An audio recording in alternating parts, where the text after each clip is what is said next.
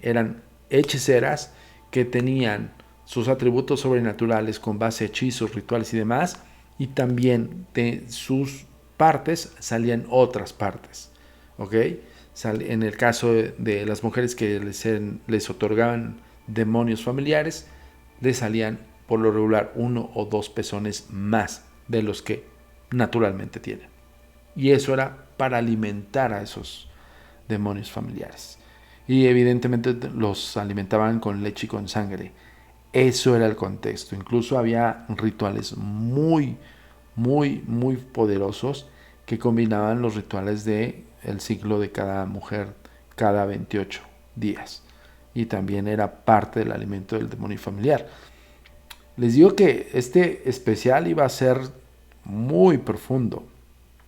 Y bueno, ya dijimos la advertencia y espero que no se espanten, al contrario, lo vean como un documental y punto, ¿ok? Desmitificando que la pinta de los animales era la concepción de demonios familiares, ¿ok? Y eran otorgados por los duques negros, los lores negros o los demonios de jerarquía media baja dentro de la jerarquía de los demonios primigenios. No solamente eso, vamos también a entrar al punto donde muchas veces no se habla de esto. Muchas veces la concepción de los aquelarres era como nada más un cúmulo de mujeres que habían sido perseguidas por estos puritanos y que también había mucha persecución no justificada y que había tribunales irrisorios que formulaban penitencias o hacían como juicios absurdos, pero bueno, en esa época les tocó eso, pero también había la contraparte de estas otras hechiceras o hechiceras oscuras que lo hacían con la finalidad de quitarse estorbos de su camino. Ya les expliqué hace rato el por qué, pero bueno. Dentro de estos otros conceptos está el por qué una bruja le interesa a un niño. Y ese es otro concepto que espero no nos vayan a banear, porque sí vamos a hablar la realidad de esas brujas con el tributo a esos dioses paganos, demonios y demás, para otorgarles el sacrificio. Y era eso, sacrificio de niños. En serio. No lo digo yo, no lo decimos nosotros, está documentado. Principalmente incluso esos rituales se dieron mucho en la época de 1550 a 1670 aproximadamente. No, poquito menos, a 1650 aproximadamente 100 años. Y se daban estos rituales de sumo poder. De ahí viene un concepto que lo hemos platicado muy pocas veces o lo hemos platicado incluso hasta cierto punto con sus reservas en otros canales, justo pues para evitar el baneo, pero sí, las hechiceras oscuras hacían sacrificios y principalmente eran de infantes. Entonces, no solamente eran recién nacidos, sino también incluso podían hacer con sus pases mágicos o con este otorgamiento de poderes sobrenaturales, hacer pasar del vientre de una persona encinta a, por ejemplo, utilizaban animales para sustraer el producto a nivel mágico. Incluso hay varias películas que lo han detallado, pero pues tiene base. O sea, no al director se le ocurrió ni al escritor, no. Se basó en los escritos documentales de estos que estamos mencionando el día de hoy y sí hacían eso. O sea, sí tenían el poder. No hay una aseveración como tal, pero por ejemplo, estás hablando de tener un animal que habla contigo y además ese animal te ayuda a las fechorías, pues bueno, ¿qué te puedes esperar cuando sustraían el producto de una mujer en cita y lo pasaban a un vientre de un animal para después sustraerlo y otorgarlo en tributo o en ofrenda? Increíble, pero cierto, así era. Bueno, por eso también hubo una gran persecución, no solamente de estas mujeres que lamentablemente también fueron enjuiciadas por un absurdo, ¿no? de los puritanos. Si también existieron los cazadores, y los cazadores no precisamente eran reverendos. Muchos sí, muchos se iniciaron como reverendos y después se enrolaron a la búsqueda y la cacería de brujas, pero de las brujas oscuras.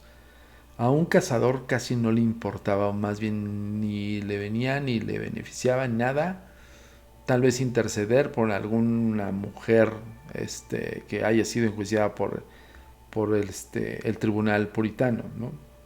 Ellos estaban más ocupados buscando estos aquelarres para poder desintegrarlo, para poder cazar a esas hechiceras negras. Y bueno, ya en algunas ocasiones hemos platicado del Maleus Maleficarum, pero creo que ese sí va a ser para un episodio específico, porque es bien profundo y también hay que desmitificar muchas cosas de ese que es conocido como el martillo de las brujas, escrito por 2 cazadores de brujas y fueron reverendos también, fueron eclesiásticos, ¿no? Entonces también ahí tiene un sesgo medio raro que no podemos meterlo aquí en este capítulo especial porque ya llevamos casi 50 minutos hablando del nivel histórico de las brujas. Entonces no queremos que sea un capítulo de 4 horas, ¿no? No. Vamos a hacerlo lo más concreto y directo posible sin explayarnos en otros conceptos. Bueno, ya dijimos cuál es la desmitificación de ciertos conceptos. La escoba, el animal que usualmente es pintado junto con ellas, el caldero y los ungüentos, ¿no? Ya desmitificamos el concepto de locus pocus, o sea, no voy a hacer la pócima para que, pues no sé, te vaya mal, no, eran como ungüentos más precisos para rituales. Y de eso partimos también en el tributo a las ofrendas. Y eran ofrendas de este tipo, principalmente vivos o vivas. No hacían ofrendas específicas ya de la profanación de tumbas, por ejemplo. Eran conceptos más ritualistas, pero más complejos y más profundos. Algo muy parecido a lo que se estilaba y se usaba también en la necromancia o en la nigromancia, que era la adivinación del futuro por medio de los muertos. Y los grandes ocultistas o los altos magos lo hacían profanando tumbas para poder representar a lo que querían comunicar, que era un espíritu de un muerto. Ellas también lo hacían de esa manera, como para evocaciones, pero ya cuando tributaban, ya después de que había sido evocado este demonio, que había hecho un manifiesto de presencia, y no solamente eso, que en ese manifiesto fuese dentro del mismo aquelarre, pues ellas como que entraban en un frenesí de ofrenda, otorgaban estos conceptos. Y es donde vamos a entrar ya directamente al caso de Peña de Lobos. Muchas veces por ahí se preguntan, ¿y por qué en México? México tiene un contexto que va guiado hacia la conquista, Pero creo que para pasar a este episodio primero te tengo que recordar cómo nos sigas en las redes sociales. Tu comunicación con nosotros es muy importante. Ponemos a tu disposición las redes sociales. Facebook, Agencia Mexicana de Investigación Paranormal. Instagram, @amiparanormal_ y @turinsólito. Twitter, @amiparanormal y @agentes de negro. Suscríbete a nuestro canal de YouTube, A Mí Paranormal de los Agentes de Negro y Agentes de Negro. TikTok, @amiparanormal. Nuestro sitio oficial web, www.agentesdenegro.com.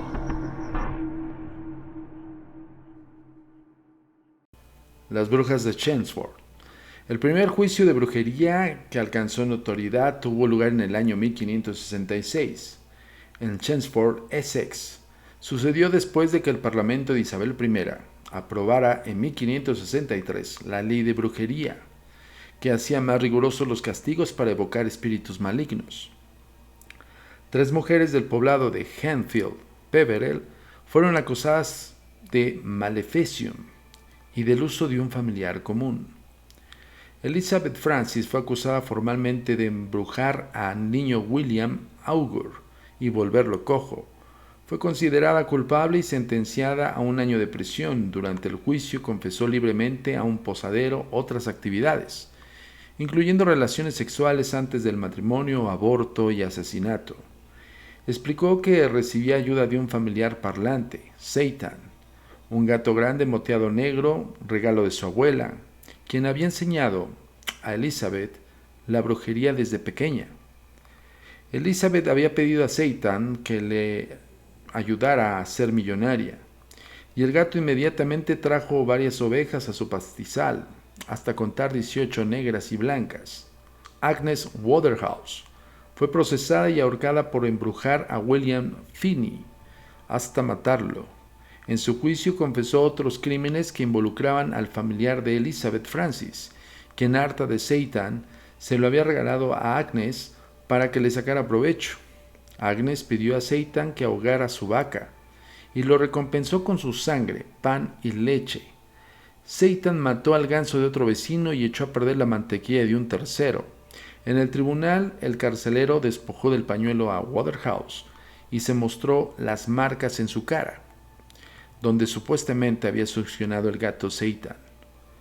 Hubo muchos juicios de brujería importantes en Chelmsford: 1579, 1589, 1645, pero los casos de 1566 fueron los primeros en que un tribunal aceptó evidencias espectrales, pruebas sin apoyo de las acusadas y el descubrimiento de marcas de brujas, y lo más escalofriante, el testimonio infantil.